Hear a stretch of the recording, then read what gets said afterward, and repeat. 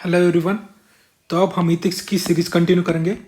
Previous year का question ये देखेंगे 2019 में। इसका क्वेश्चन जो था वो एप्टीट्यूड और foundational value of civil services इस टॉपिक से रिलेटेड था। ये जो क्वेश्चन है ये बहुत सिंपल था कि what do you understand by term public servant. ये पब्लिक सर्वेंट टर्म से आप क्या समझते हो और इनके एक्सपेक्टेड रोल क्या होते हैं गवर्नमेंट में। ठीक है, तो ये जो था वो लो हैंगिंग फ्रूट था, आसान सा वन होता है, लेकिन इसको आप मार्क्स फिचिंग कैसे बना सकते हो, बहुत सारे एग्जाम्पल्स अच्छे अच्छे देके, अच्छे अच्छे जो रोल पर्सन होते हैं उनको मेंशन करके। और तीसरी जो चीज़ है जो आज हम इंक्लूड करेंगे आंसर में वो है डायग्राम्स। ठीक है, तो आप अपने तरीके से डायग्राम बनाओगे आंसर में। तो इंट्रोडक्शन देखते हैं कि पब्लिक सर्वेंट है क्या। पब्लिक सर्वेंट ऐसा पर्सन होता है जो डायरेक्टली और इनडायरेक्टली एम्प्लॉयड होते हैं बाय द गवर्नमेंट।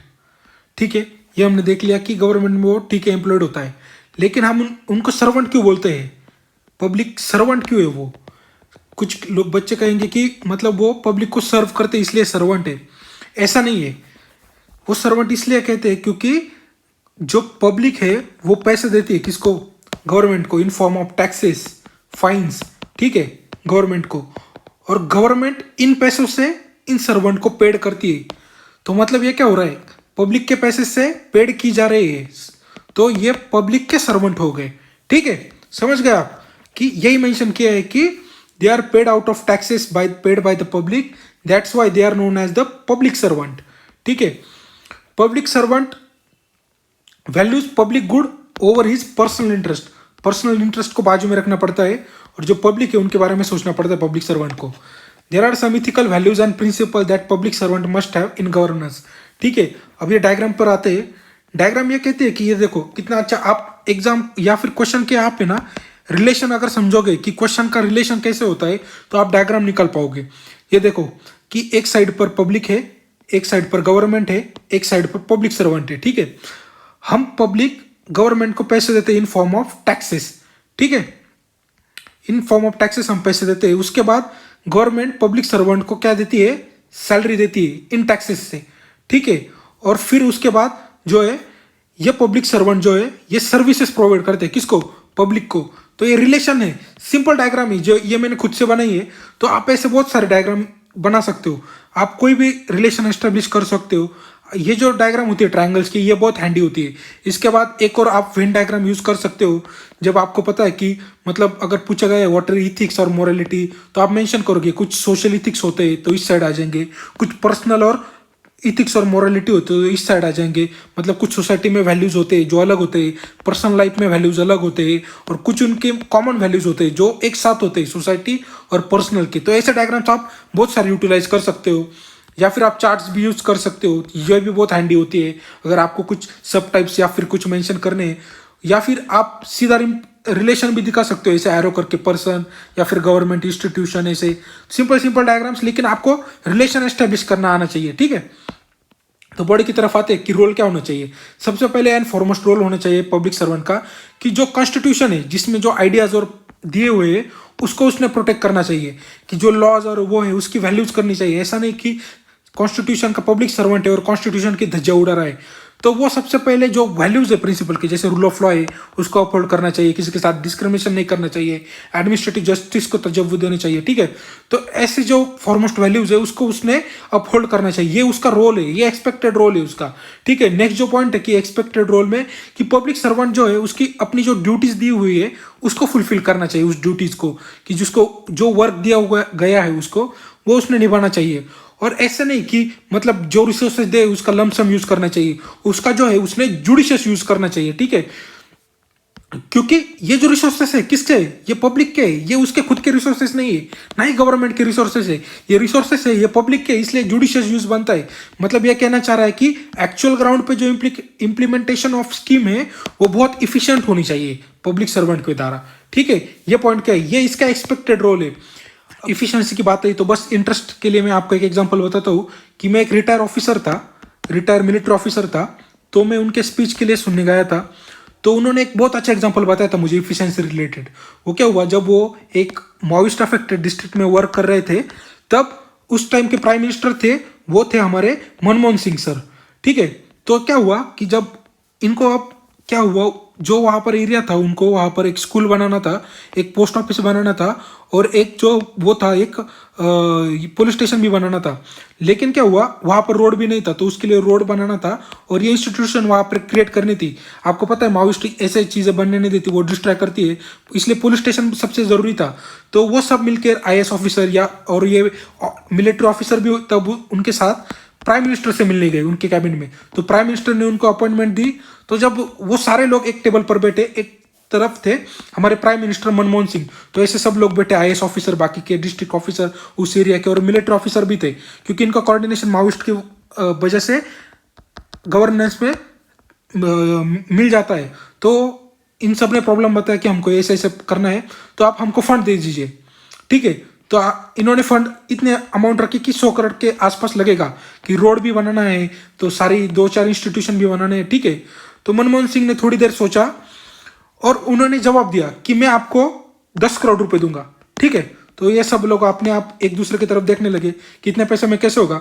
तो उन्होंने बताया कि आप ये अलग अलग जगह पे एस्टेब्लिश मत करो, एक ही बिल्डिंग बनाओ, आप एक ही बिल्डिंग बनाओ, सबसे नीचे आप पोस्ट ऑफिस रखो, ठीक है, उसके ऊपर आप रखो स्कूल और उसके ऊपर आप बनाओ पुलिस ऑफिस।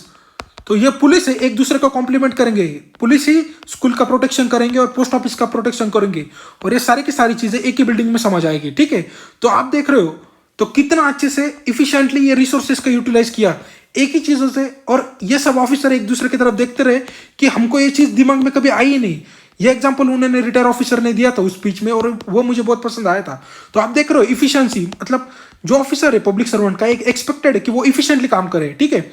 नेक्स्ट जो पॉइंट है कि जब वो सर्विस डिलीवरी कर रहा है उसको पास एम्पैथी होनी चाहिए, लोगों के लिए कंपैशन और प्यार होना चाहिए, ठीक है।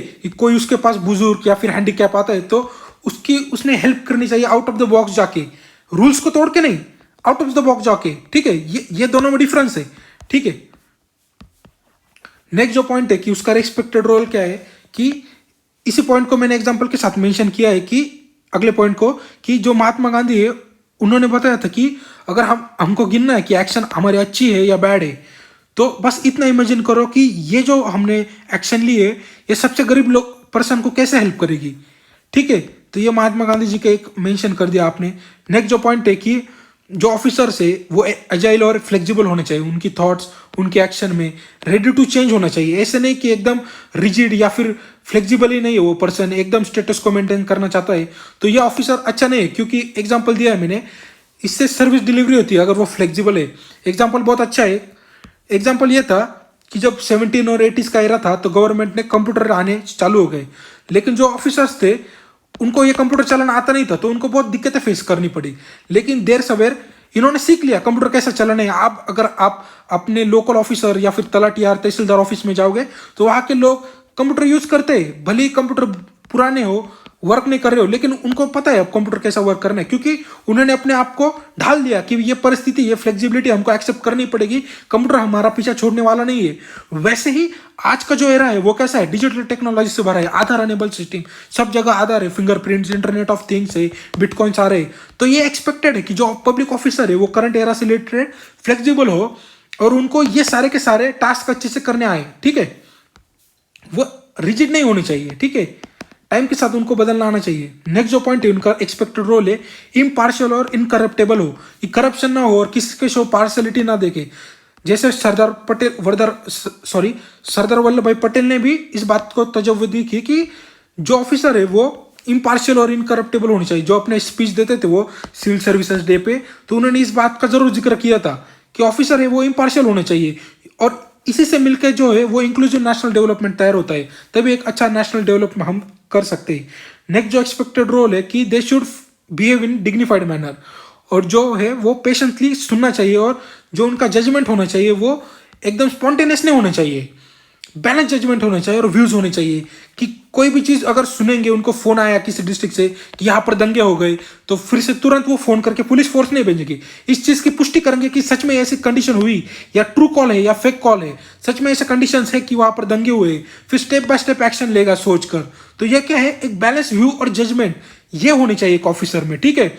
और उन्होंने एरोगेंस और अथॉरिटेरियनिज्म है वो नहीं दिखाना चाहिए। ये एक्सपेक्टेड रोल है एक ऑफिसर के। तो बहुत सिंपल क्वेश्चन था, लो हैंगिंग फ्रूट था।